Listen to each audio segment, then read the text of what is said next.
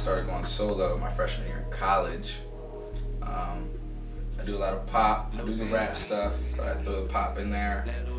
I try to get the whole spectrum down when it comes to beat choices, the trap, the piano, the alternative. Try to mix it all together, the drill. Try to mix it all together. I mean, those are the styles I've been working with lately. It actually started when I became part of the AAU team. And I was the only white guy on the team. And all they listened to was like rap music. And over the summer, I was just with them every single day. So like that was just played out all the time. So it kind of started rubbing off. And this was a couple years in a row.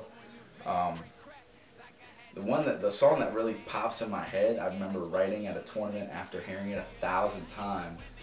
My dude Skeet kept playing Shoulder Lean.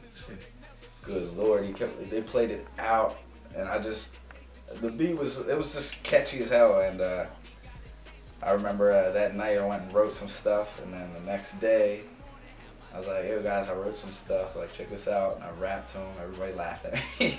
Everybody laughed at all the whole team.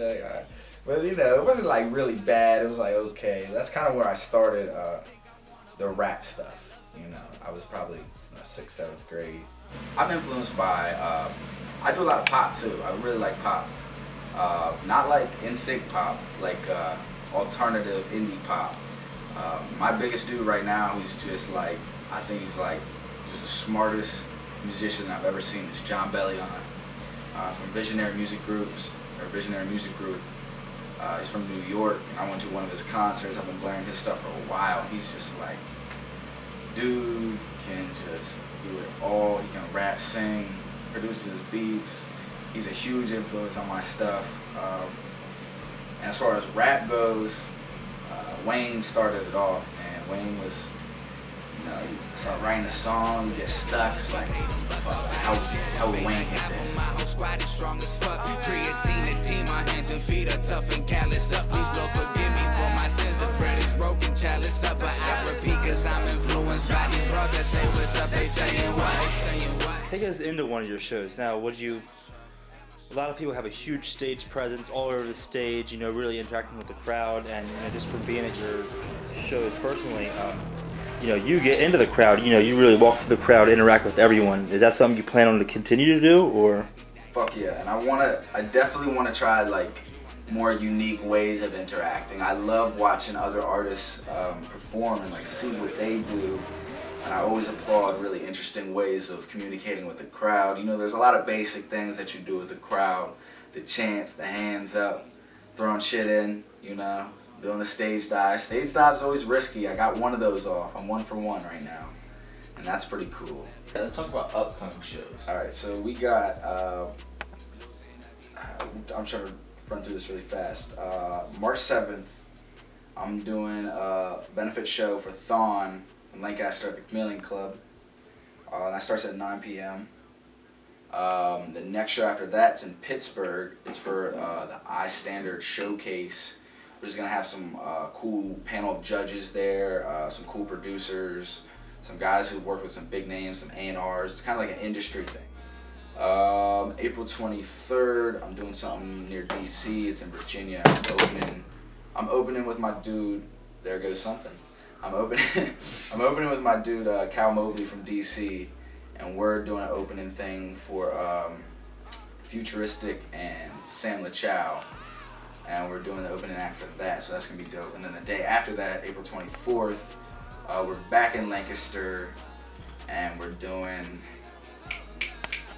Launch Music Festival and Conference. So that's like a three-day thing in Lancaster. They have like 150 bands. There's a lot of punk rock, a lot of rock. We're actually in the convention center this year, which is like where all the big bands play, so we're pretty pumped about that. I've made a post about this, and like I feel like people were confused. Like, what? Okay, so my tape is called Corpus Callosum. I was like doing some research and shit to try to make this thing intricate and interesting. So what the Corpus Callosum is actually the fibers underneath your cerebral cortex, in your fucking noggin, and it separates your brain into 2 hemispheres.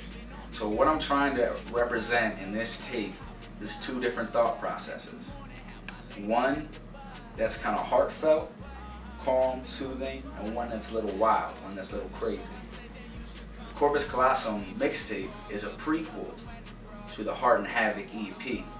Heart and Havoc EP is basically straight shooter, telling people exactly what's on each side. So this side of the brain, this thought process is heart, this thought process is havoc, you know, and then it's going to be exemplified by the songs that I put there. So it's kind of like Corpus Callosum is just kind of an intro to Heart and Havoc, if that makes sense. All right, so we got a lot of cool stuff.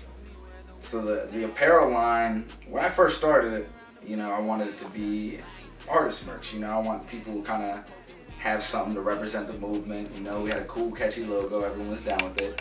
But since then, we've really moved to like more fashion. We're trying to hit lifestyle fashion line, quality fashion. We want to be much more than a musician with merch. You know, we want it to be a whole different aspect. You know, you go to our store, it's a completely different website. We don't just have t-shirts and hats, you know, we want to do the whole nine. We want the denim, we want the jackets, we want the socks, we want the snaps, we want the 5 panels, you know, we want everything. We want to go bonkers, and we want the designs to be gorgeous, you know what I mean? We want people wearing our stuff. We want people to like our shit that don't even like our music. Our shit just looks dope. Twitter, Dubby_Team Loko, same thing for Instagram, same thing for Facebook. Dubby Team Loko, everything, and you just search it like that, and it'll probably pop. You just Google it, I'm sure like all the social media things will pop up. YouTube's /Berk City Band. I just can't change that. Losing